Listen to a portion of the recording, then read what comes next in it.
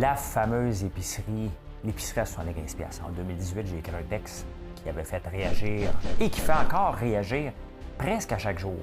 Et le but de ce texte-là, bien entendu, c'était de démontrer que si on est serré pour contrer l'inflation, il faut se mettre à cuisiner.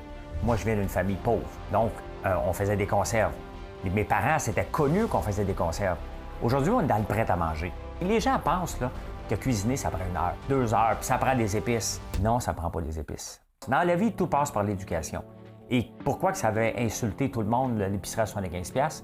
Parce que vous n'avez pas vu ça. Il y a des gens qui n'ont pas vu ça comme l'éducation, que je leur disais. Ils ont vu ça comme un jugement.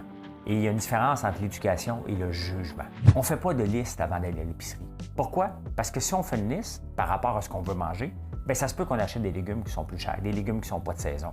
Ce qu'il faut faire, c'est se présenter à l'épicerie. Tu arrives à l'épicerie et tu regardes, il y a toujours des spéciaux. Peu importe l'épicerie dans laquelle vous allez, il y a toujours des spéciaux.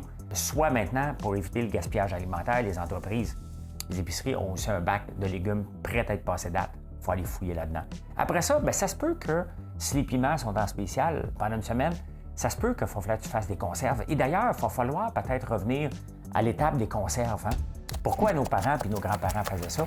Bien entendu, c'est pour avoir des légumes tout l'hiver et profiter des rabais. Donc, c'est sûr que c'est un sujet qui fait jaser énormément. Encore pire, quand c'est un foutu millionnaire qui ose aller toucher là-dedans. Mais j'aime cuisiner.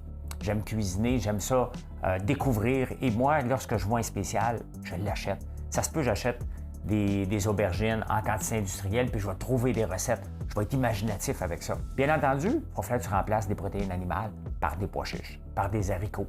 Prendre la margarine qui a monté moins que le beurre, c'est de faire des choix puis de regarder ce qu'il y a devant nous et profiter des spéciaux quand on peut, bien entendu. Ce qu'il faut regarder, on appelle ça des loss leaders. Dans le fond, dans les circulaires, ce qu'on veut faire avec le circulaire, c'est t'emmener en magasin.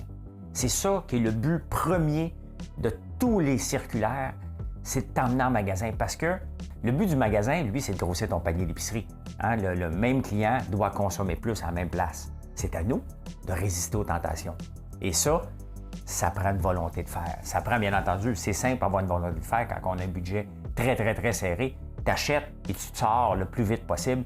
C'est à vous d'être discipliné. Est-ce qu'on achète les biscuits à ce moment-là? Non. Fait que c'est certain, quand on parle d'épicerie, de cuisiner, qu'il faut revenir à la base. Mais ça veut dire qu'il faut cuisiner, il faut prendre le temps de cuisiner. Et ça, on l'oublie des fois, le temps. Des fois, on regarde et on dit « Ah, faudrait que je cuisine. » Puis ça a l'air d'être bien compliqué, mais passer 45 minutes sur TikTok semble plus simple des fois que s'installer pendant une demi-heure à cuisiner, tout simplement.